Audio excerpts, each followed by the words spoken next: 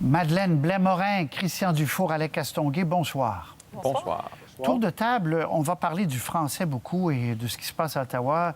Mais d'abord, tour de table sur ces fameux congés des fêtes ici au Québec. En Ontario, on a dit, nous, on ne va pas les allonger. Ça a été dit aujourd'hui. Au Québec, vous savez qu'on jongle avec, donc, ajouter 1 ou 2 semaines, quelques jours avant, quelques jours après, idéalement. Vous voyez les scénarios.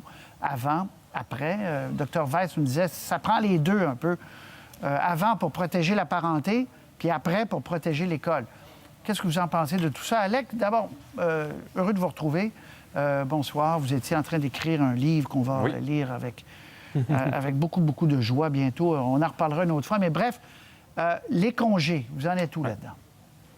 Bien, je pense que Carl Weiss a raison. C'est-à-dire qu'idéalement, et c'était le scénario privilégié au gouvernement que d'imposer une espèce de zone tampon, là, une quarantaine, là, sans le dire, avant et après, parce qu'on va avoir davantage de contacts sociaux dans le temps de Noël, donc pour protéger un peu tout le monde. Là, on semblait, du côté du gouvernement, pencher davantage vers une fermeture après seulement, dans les derniers jours, ce qui a surpris un peu les spécialistes en disant, bien, ce serait bien qu'on arrive en bonne position à Noël et non pas qu'on fasse juste réparer les dégâts après. Et donc, est-ce que le gouvernement va jongler avec ça? La décision n'est pas tout à fait prise encore. Il y a un gros point d'interrogation sur qu'est-ce que voudraient dire ces semaines-là. Le gouvernement semblait parler de vacances pour les élèves, qu'il n'y aurait pas de cours à distance. Il y a beaucoup de parents qui ont un peu grincé des dents en disant c'est parce que des vacances pour les enfants pendant 2 semaines, ça veut aussi dire un travail à la maison pas mal plus compliqué. Pourquoi, si on est obligé de faire des cours à distance assez souvent, pourquoi là, soudainement, on ne pourrait plus faire des cours à distance en janvier? Il y a beaucoup de zones à éclaircir là, pour le gouvernement. Les syndicats qui sautent pas de joie non plus, qui n'aident pas nécessairement. Christian? Bien, c'est normal qu'il y ait des tâtonnements avant d'en arriver à des décisions, mais il y a quand même des dommages qui sont causés par ça. D'abord, les parents, on peut le comprendre, c'est très concret, ils ont des enfants, c'est la gestion de leur temps. Et moi, ce que je crains, c'est que à la longue, ça discrédite un petit peu les consignes gouvernementales parce qu'on arrive avec des propositions, des amendements, on nous dit ce qui se passe en Ontario.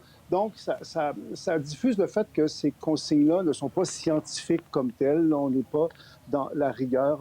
Et là, dans le contexte de Noël, je pense qu'on peut être un peu inquiet parce que Noël, c'est une pulsion de vie très forte. Déjà, on sent que beaucoup de Québécois, qui ne sont pas des conspirationnistes ou des covidiots, interprètent un peu à leur façon les consignes actuelles.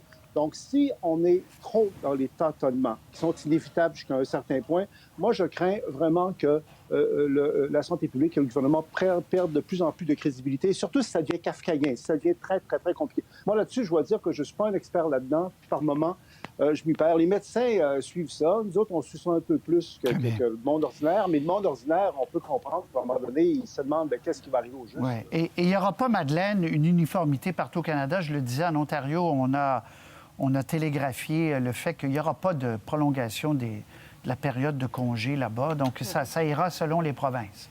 Oui, généralement, le gouvernement fédéral arrive avec des consignes générales, avec des suggestions qui peuvent être appliquées par les provinces, mais ça reste à elles à les appliquer. Souvenez-vous de l'Halloween, par exemple. Il y avait la Dr Tam qui avait dit, dans certains contextes, c'est possible de passer l'Halloween si on essaie de respecter une distanciation physique et tout, mais ça reste quand même que c'est les premiers ministres des provinces qui ont la tâche extrêmement difficile de prendre une décision parce que, oui, on veut sauver Noël. Oui, c'est important d'essayer de garder un peu d'espoir, un peu de vie un peu normale dans un contexte aussi important que Noël, mais il y a tous les effets dominos de ça. Là, on a parlé des parents qui ont de la difficulté de travailler parce qu'ils ont les enfants dans les jambes, mais il y a aussi la réussite scolaire. On en parlait du fait que le décrochage peut augmenter lorsqu'il y a moins de jours d'école. Donc, tout ça, ça doit rentrer en ligne de compte. Donc, on est dans la logique de la réduction des méfaits. Qu'est-ce qui va être le moins pire dans les scénarios qui sont évoqués? Il n'y aura pas de solutions qui vont être parfaites. Il va y avoir la moins pire des solutions en espérant qu'on a quand même un petit esprit des fêtes là, le 24-25 décembre. Ça ne sera pas parfait pour tout le monde, mais il faut que ça soit parfait pour le plus... Enfin, mieux pour le plus de monde possible. En fait, c'est ce qu'on souhaite. Alors, à suivre, on devrait avoir des annonces cette semaine là-dessus. Le français, alors ça, Madeleine, ça a chauffé aujourd'hui à Ottawa. C'est une histoire qui remonte à quelques jours. Pour bien la comprendre, je vais vous faire entendre le premier extrait de cette députée de la région de Montréal, Mme Lambropoulos, qui s'interrogeait en disant, dans le fond, est-ce que le français est vraiment menacé? Est-ce que c'est pas un mythe, tout ça? On écoute ça, puis on va écouter des réactions, puis on revient après. I don't want to call it a myth. I'll give the benefit of the doubt. We hear that the French language is declining in Quebec.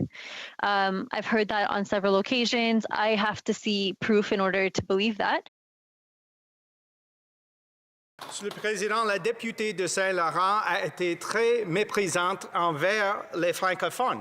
Pourtant, aucune députée libérale du Québec ne l'a dénoncé. Ces députés ne font rien pour défendre le français. Si le chef de l'opposition veut démontrer son engagement envers le français, est-ce qu'il s'engage aujourd'hui à ne nommer que des juges bilingues à la Cour suprême du Canada? Nous regrettons les propos de la députée de Saint-Laurent et on est content qu'elle se soit excusée pour ses propos. Alors, ça, c'est pour Mme Lambropoulos, puis on va entendre M. Blanchet dans une seconde. Mais d'abord, là, ce qui a ajouté de l'huile sur le feu, Madeleine, c'est que la présidente du Parti libéral du Canada, section Québec, a dit dans un tweet le 11 septembre que c'était la loi 101, on va le voir à l'écran, est une loi oppressive, qui a ruiné l'éducation en anglais au Québec. C'est pas tout à fait une analyse qui passe très bien au Québec, ça. Et elle s'est repris, ça a disparu, ce tweet-là, et elle s'est repris aujourd'hui en disant, on va le voir, la version avait changé, donc ça, c'est Mme Craig.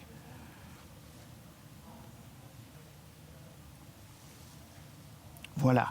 Elle le dit aujourd'hui, je veux être claire, le français recule au Québec et il faut le protéger. La loi 101 est importante. C'est important de pouvoir se faire servir en français au Québec, inclus à Montréal. Bref, Madeleine, il a fallu qu'elle pédale par en arrière et ça a mis beaucoup de pression sur les libéraux. Oui, justement, parce que ça fait plusieurs jours, en fait, que cette histoire-là dure et l'opposition essaie de dire que le cas de Mme Lambropoulos dans Saint-Laurent, ce n'est pas un cas isolé, que ce n'est pas une députée qui a dit ça, finalement, qui est une classe à part. Ce que tentait de faire l'opposition, c'est de dire, elle dit tout haut ce que d'autres au sein du Parti libéral pensent tout bas. Donc, le fait d'avoir creusé et trouvé d'autres finalement, propos qui passent pas bien publiquement, comme celui de la présidente du Parti libéral au Québec, du Parti libéral du Canada au Québec, bien, ça vient finalement un peu donner des arguments à l'opposition. L'opposition qui était parfois en position défensive, notamment les conservateurs. Souvenez-vous, les libéraux, avec toute l'histoire de Doug Ford, des compressions des services en français en Ontario, les libéraux s'étaient attaqués à Andrew Scheer à l'époque là-dessus, essayant de les placer sur la défensive. Donc, la langue devenait une arme pour le Parti libéral et ce sont eux maintenant qui Ça s'est retourné. Ça s'est retourné contre eux depuis quelques jours. Qu'en pensez-vous de tout ça? D'abord, qu'il y a beaucoup de députés et de ministres libéraux qui sont en furie, parce que j'ai parlé à certains, moi, dans les derniers jours, qui disent d'abord c'est contraire à la position même du parti. C'était écrit noir sur blanc dans le discours du trône qu'il faut protéger davantage le français au Québec, qu'il faut revoir la loi sur les langues officielles, notamment parce que le Québec, à l'extérieur du Québec, mais même au Québec, est en déclin. Donc, la position officielle du parti n'est pas celle d'Emmanuelle Lambropoulos ou de la présidente du Parti libéral du Canada au Québec. Alors, ça met bien des députés un peu en furie contre le manque de jugement de leurs collègues et du fait qu'on vit peut-être chez ces personnes-là, dans le cas de Mme Craig, dans le cas de Mme Lambropoulos, dans un autre Montréal, le Montréal un peu plus anglophone. On n'a pas besoin véritablement d'interagir avec la langue française. Alors, on y va de spéculations, d'opinions personnelles qui ne sont pas nécessairement rattachées à la réalité. Puis ça dérange bien des libéraux. Oui, l'opposition est en furie, mais je peux vous dire qu'il y a bien des libéraux en furie aussi d'avoir ça au moment où, au Québec, on le sent, dans les prochains mois, Simon-Jolin Barrette va déposer sa réforme de la Charte de la langue française. Il va y avoir des discussions avec Ottawa, des demandes, des revendications. Ça place le gouvernement Trudeau dans une position délicate à l'approche de cette discussion-là avec Québec. Alors, ça ne fait pas l'affaire de... Puis d'ailleurs, Mélanie Joly est sortie assez durement contre sa collègue dans les dernières heures en disant que c'était Oui. inacceptable et qu'elle était abasourdie. Abasourdie, oui. Et c'est sa voisine de circonscription, là. Et alors, c'était assez senti comme ça. Oui, Mme Joly s'est dit abasourdie, effectivement. Christian? Ben, d'abord, elle a le droit de le dire quand même, Mme Lambropoulos. Si elle pense ça, moi, je n'ai pas aimé qu'elle le dise, là, mais ça représente une partie de la réalité, c'est vrai.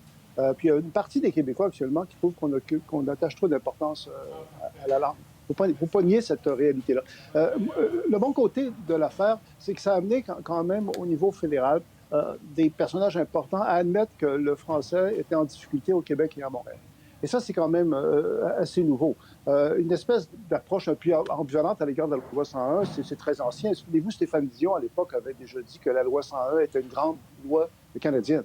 Donc ça, c'est pas nouveau. Moi, ce que je trouve qui est nouveau, là, c'est que des gens comme Mélanie Joly disent non, c'est pas vrai, le français est en régression à Québec, même à Montréal et au Québec. Et même Justin Trudeau, dit lui-même que c'était très important que le Québec reste français. La question qu'il faut se poser, c'est bien beau les paroles, là, puis les espèces de chicanes partisanes, bon, est-ce qu'à Ottawa, on va faire quelque chose pour le français? Justin Trudeau est bien bon des belles paroles.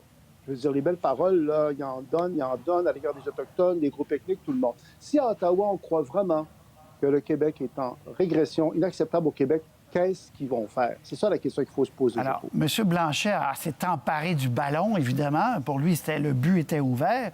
Puis il s'est dit, bon, ben voici ce que moi je propose. On va écouter. J'offre une chance.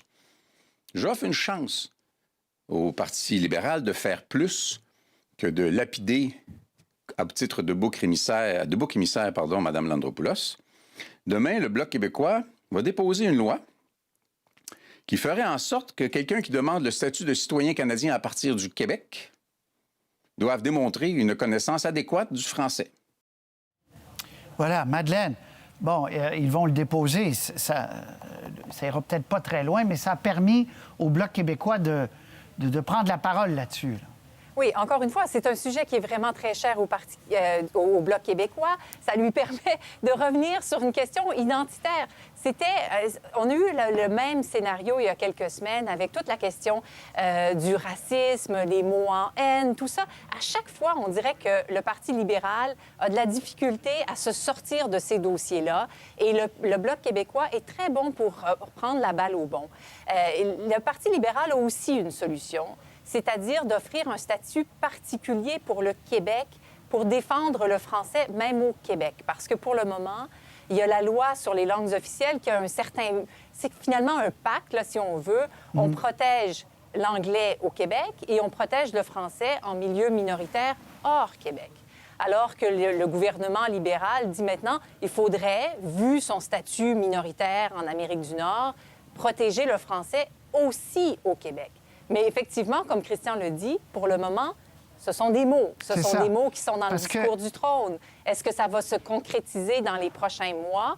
Là, il y a de la pression supplémentaire sur le alors, Parti Christian et libéral. Alec, en conclusion, Christian, allez-y, 30 secondes chacun. Comment ça peut se concrétiser?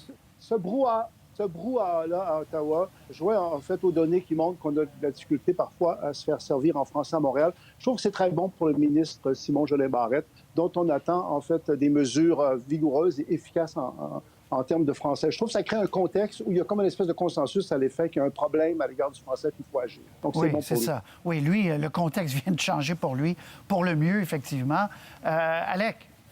Moi, je pense que ça donne des munitions à Mélanie Joly et à ses alliés à l'intérieur du Parti libéral qui poussent auprès du premier ministre, qui poussent leurs collègues anglophones aussi pour avoir quelque chose d'assez musclé comme réforme de la loi sur les langues officielles. Là, ils ont l'occasion de faire du judo avec cette controverse-là en disant, regardez, là, maintenant, il faut être sérieux, il faut arriver avec quelque chose de bon. Les paroles, ça ne suffit pas. Donc, si on est capable, chez les libéraux, d'utiliser ça à leur avantage, peut-être que ça pourrait donner quelque chose d'intéressant. Intéressant de vous entendre. Merci. À bientôt, vous trois. Au revoir. Au revoir. Merci.